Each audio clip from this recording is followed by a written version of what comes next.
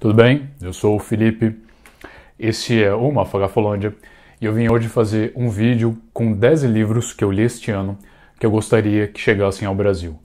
Ou uma tradução, ou uma edição nova, de alguma maneira são livros que me impactaram e que eu gostaria que chegasse aqui. Eu vou lançar um outro vídeo com o resumo das últimas leituras que eu fiz esse ano, que deu uma baixada muito grande aí no volume de leituras, desde abril, e vários livros vocês vão ver que vão bater ali com essa lista.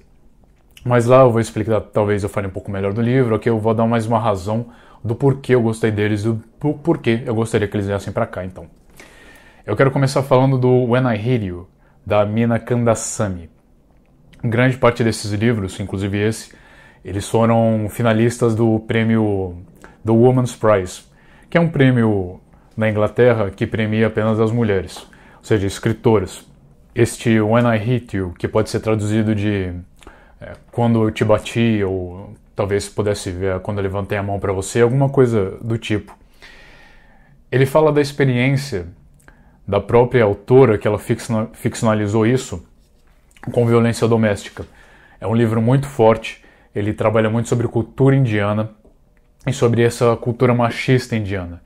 Não, obviamente, apenas a indiana, porque ela tem um escopo maior, mas ela trata com detalhes, de uma maneira muito crua, como foi essa relação dela com o marido, como isso mudou.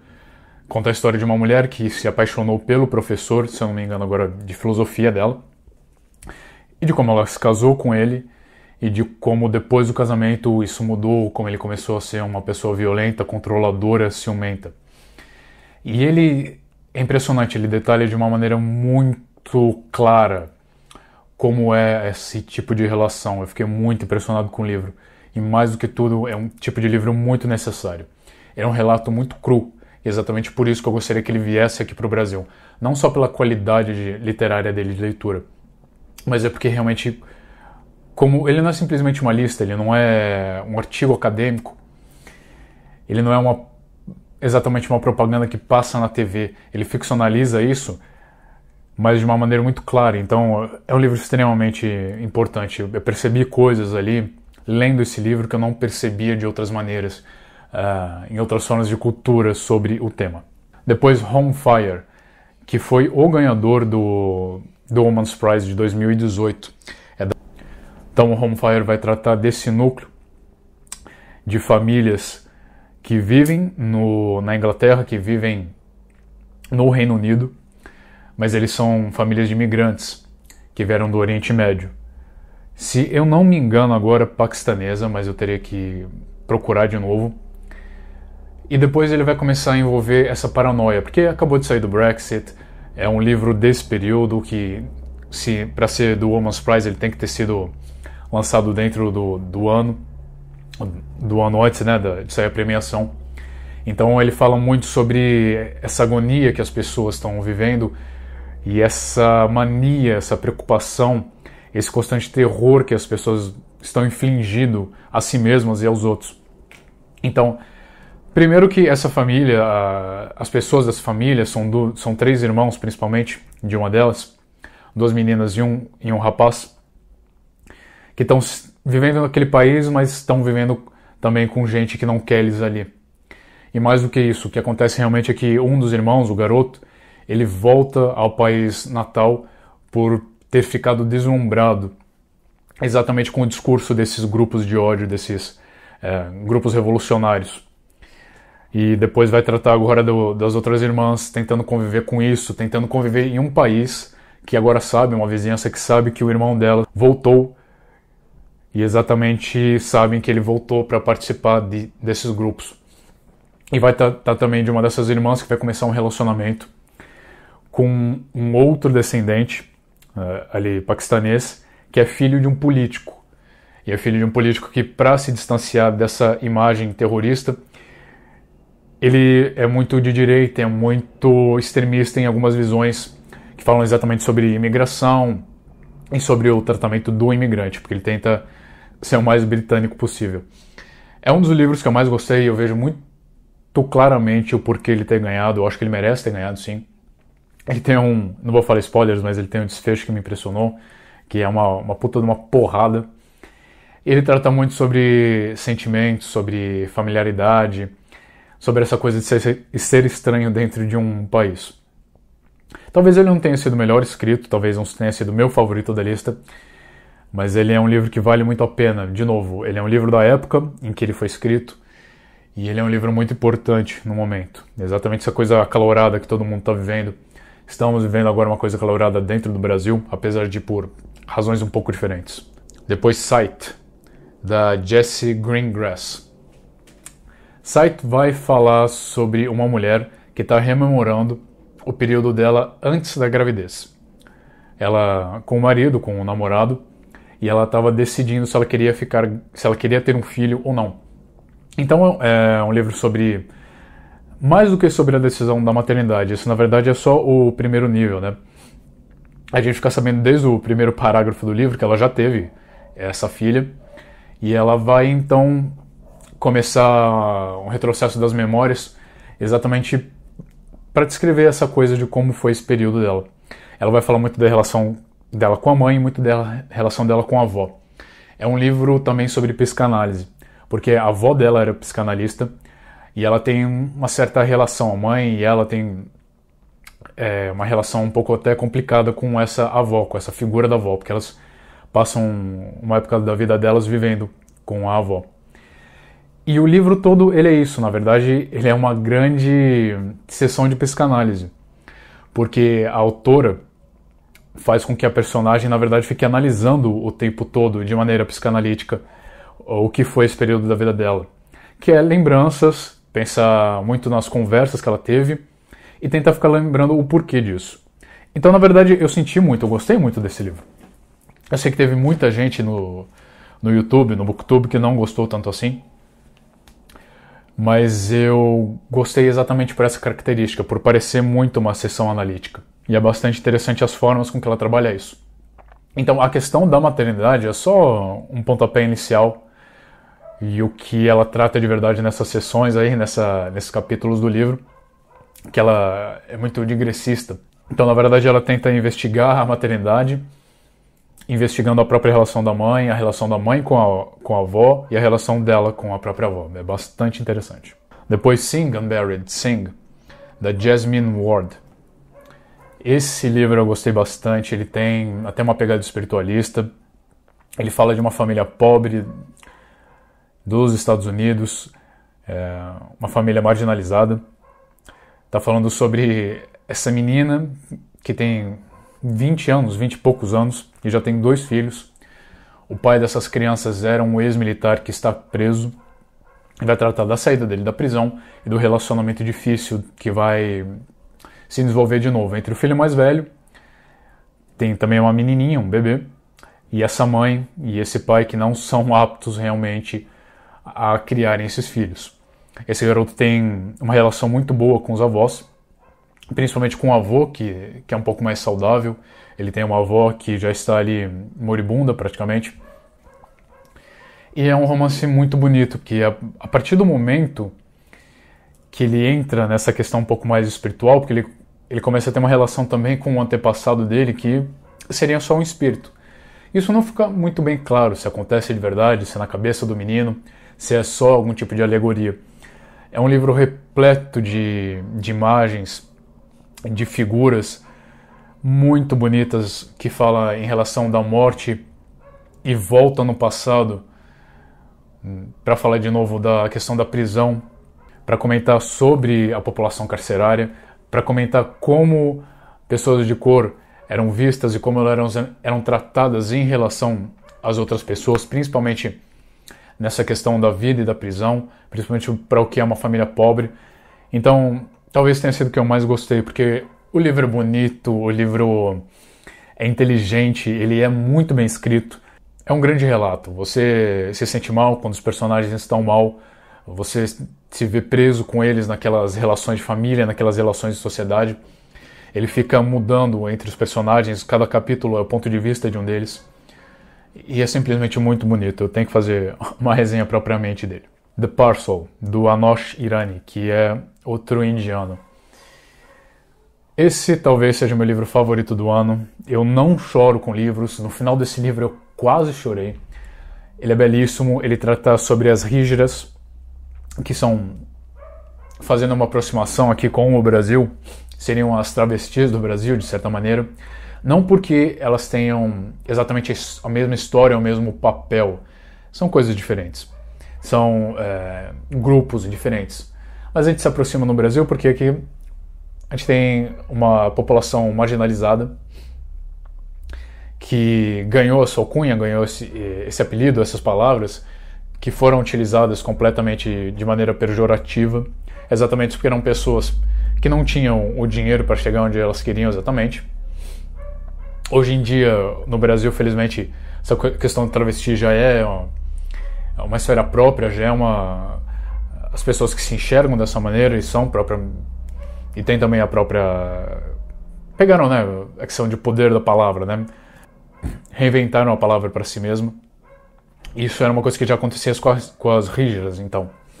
As rígidas têm ali dentro da sociedade indiana, dentro da religião indiana, tem todo um papel específico. Elas são reconhecidas dessa maneira, então elas são até reconhecidas pela escritura, mas elas são marginalizadas na sociedade. Então, rígidas são transexuais, só que elas não são operadas. O que acontece, na verdade, com rígidas é que elas têm toda uma comunidade, elas vivem apenas com as outras rígidas, em casas de rígidas, muitas vezes casas de prostituição, porque isso são o que elas são levadas a fazer. Aqui, como no Brasil, as travestis também. E lá elas são operadas pelas anciãs, que na verdade é uma operação bem crua, bem, enfim, assim, feita ali na casa de uma pessoa. É uma coisa meio louca. Mas a gente vai seguir basicamente essa rígida, a Madhu, que ela é designada para fazer um serviço que é com uma menina menor de idade, se não me engano de 12 anos na história, que foi comprada por um bordel. E a Madhu tem o trabalho ali de quebrar essa menina, ou seja, fazer com que ela aceite a realidade nova dela, fazer com que ela seja submissa ao bordel, a dona do bordel, para que ela aceite a nova realidade dela, sem que ela tente fugir, sem que ela traga problemas. E eu já falei um pouco, tem um outro vídeo que eu falo um pouco mais a fundo. É um livro emocionante, belíssimo, me deixou assim emocionado, me fez pensar muito mais sobre outras pessoas, né? É um livro de empatia muito grande, que eu gostei muito de ter descoberto. Ele é bonito na escrita, ele é bonito nas alegorias. E ele tem uma conexão muito profunda com as duas personagens. A gente vê a luta interna da Madhu, a vida que ela está vivendo, como ela descreve essa vida. E o que ela está fazendo com aquela menina, como é a vida daquela menina que ela agora está fazendo esse serviço. É muito bonito, eu recomendo qualquer um que puder ler, leia. Infelizmente eu acho que não tem e-book, mas é por isso que é necessário uma cópia desse livro no Brasil. Eu gostaria muito, muito de um livro desse no Brasil. Days Without End, do Sebastian Barry. Esse aqui é um pouco menos emocionante, digamos. Ele trata de um casal, na verdade. Eles começam com amigos na infância, eles viram um casal um pouco mais velhos. Então fala sobre dois homens que são recrutados pelo exército durante a Guerra Civil Americana e o desenrolar dessa guerra, principalmente com os índios. Então, o embate do exército americano da época com os índios, exatamente na época de colonização, né, a expansão americana. Então, ele não é tão fundo exatamente sobre a relação deles, a problemática dele não é exatamente sobre a relação dos dois. Mas o que acontece é que eles vão acabar adotando uma menininha índia, que é de um desses grupos que eles ajudaram a assassinar. Então eles são uma característica muito diferente, né? Eles são um núcleo familiar muito diferente porque é da época. E a história deles se desenvolve também belíssimamente, em cima da vida deles com a menina, em cima deles saindo desse exército, em cima do que eles têm de remorso e das lembranças deles dessa época do exército e da vida que eles estão tentando construir, dos inimigos que eles fazem. É um livro simples, mas que eu gostei muito. Eu descobri também sem querer. mas ele é bem estruturado, ele é uma história LGBT interessante que deveria haver aqui. Depois, para minha queridinha do ano, Alice Smith, ela tem um quarteto das estações do ano. Ela tem, por enquanto, o outono e o inverno. Eu li o outono no começo do ano, eu amei, adorei. Eu já falei um pouco dele aqui também. E agora acabou, na verdade saiu esse ano o inverno, eu já tenho ele, eu tenho que ler ainda. E o outono trata exatamente sobre essa época que a Inglaterra está vivendo agora, sobre o Brexit, sobre a questão do ódio diferente, ao ódio ao imigrante. Trata também sobre a relação de mãe e filha, porque tem a personagem principal que está nesse país, ela é contrária às ideias extremistas do Brexit, às ideias xenofóbicas que estão envolvendo a população. Ela está redescobrindo essa relação que ela tem com a mãe, e ela tem um amigo intelectual, um homem mais velho, de que ela ama muito, mas ele está em coma. Então ele está no hospital, e parte disso é o desenvolvimento da relação dela com ele em coma. As visitas dela, ela leva livros e lê em voz alta, esperando que ele consiga absorver isso, porque na vida dela ele sempre foi não apenas uma figura paterna, mas também uma figura de professor, uma figura de mestre. E além disso, os capítulos são alternados com os sonhos de coma desse homem, também revivendo a vida dele, mas totalmente num ambiente onírico. A Alice Smith, nossa, talvez seja uma das melhores escritoras que eu li. A habilidade dela com a narrativa é impressionante, de criar a história e desenvolver isso é lindo, sim. Leiam Alice Smith, por favor. Depois XX, ou XX, que eu estou lendo agora, da Angela Chadwick. Na verdade eu nem terminei o livro, mas eu recomendaria ele para vir para cá pelo tema e porque ele é muito interessante e também necessário. O XX vai falar sobre um casal que está participando de um estudo clínico agora da primeira fertilização óvulo para óvulo. Então, os cientistas de uma universidade desenvolveram um método em que duas mulheres podem ter um filho biológico. Eles pegam material genético de um óvulo, transferem para outro óvulo e ele se desenvolve sem a necessidade de um espermatozoide, ou seja, sem a necessidade envolvida de um homem ou do material genético do homem. Isso só gera, claro, mulheres, porque as mulheres só têm os dois, o par, né, de genético sexual X, então elas só podem passar o X, então isso só gera mulheres. Então o livro agora está tratando disso, né, como que é o envolvimento de uma imprensa com isso, como é o envolvimento e a oposição ideológica, religiosa a isso, e como que é a vida dessas duas agora expostas politicamente, elas são expostas midiaticamente. Uma delas é jornalista, a outra, eu gostei do detalhe, ela trabalha numa livraria. E também sobre a maternidade, o foco principal é nessa jornalista, ela é a narradora da história. O que você fica sabendo é todo o mundo interior dela, porque ela não está preparada para ter um filho, ela não estava preparada para ter um filho de maneira midiática, ela não está preparada para ter um filho dessa maneira. Tem um pouco essa questão de revolução, dela não precisar de mais ninguém, ela finalmente poder ter um filho com a parceira dela, e a parceira dela que fica grávida. Mas é todo o tumulto pessoal dela com isso, ela é uma personagem cheia de culpa. Ainda estou terminando de ler, se eu for sincero, eu gostaria que eles tivessem a história, né, esse plot, estivesse nas mãos de uma autora mais capacitada do que ela. Mas todos os detalhes que ela coloca são realmente muito interessantes. É um tipo de livro para abrir pensamento, abrir um pouco a cabeça. Eu acho que é um enredo, uma narrativa muito legal de se ter. Crudo, da Olivia Liang. Olivia Liang, ela lançou principalmente livros de não ficção.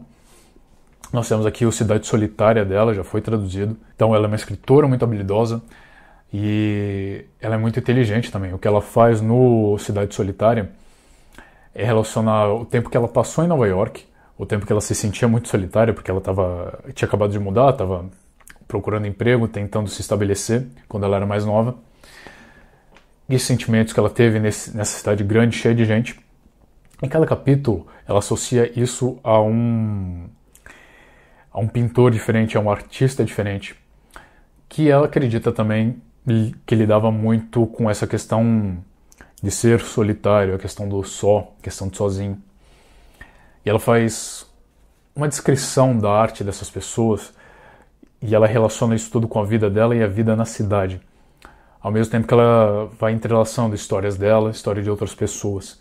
E ela fala da biografia desses autores, não é nada muito extenso, nem muito detalhado, mas ela fala dessa biografia voltada exatamente para o olhar artístico da obra deles, pensando especificamente nessa questão do solitário. Então tem o Warhol, tem um artista que eu não consigo pronunciar o nome, eu até esqueci.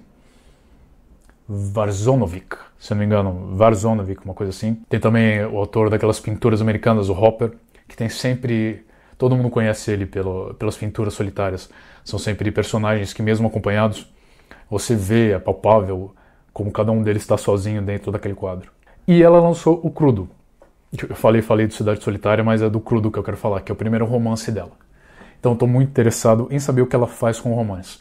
Então eu não li, mas eu quero que venha ao Brasil para eu ter mais acesso a esse livro, que ele continua caro por aí. E é um romance finíssimo. Para completar, eu gostaria de falar do José Donoso, um dos meus queridos da América Latina. José Donoso é chileno, é um dos grandes autores chilenos. Nós temos 2 livros dele aqui, que um é Obsceno Pássaro da Noite, Ela Bem Virá, e o outro era Pela Kozak Naif, eu não sei como está a situação desse livro agora, que é O Lugar Sem Limites. Sei que nós já tivemos outras obras dele aqui, mas são edições muito antigas, nunca foram revisitadas. O que eu gostaria é a obra completa do José Donoso aqui, porque O Pássaro Obsceno da Noite, O Obsceno Pássaro da Noite, é meu livro favorito. Ele é uma obra de arte incrível e completamente fora dos moldes e do padrão do que é literatura e narrativa tradicional. Mesmo O Lugar Sem Limites, sendo uma coisa mais dentro dos trilhos, mais dentro de um molde, tem temas e tem uma narrativa diferente. Eu sinceramente sou impressionado com o poder narrativo dele, o poder de escrita desse homem. E eu quero poder ler mais, porque apesar do espanhol ser uma língua muito próxima, realmente eu não tenho familiaridade suficiente para poder ler José Donoso, um livro que eu não tenho outra base no espanhol. Mas é um que eu realmente espero que seja mais traduzido e que volte para cá. Espero que tenha uma nova edição também do Lugar Sem Limites. É isso, ficou um vídeo de 20 minutos, quando eu queria que fosse de 10. Mas a gente fica até a próxima então. Se você gostou do vídeo, dá um joinha, se inscreva, tem o sininho agora para receber as notificações, as outras redes da Mafagaflândia eu deixo aqui embaixo também. E a gente se vê na próxima.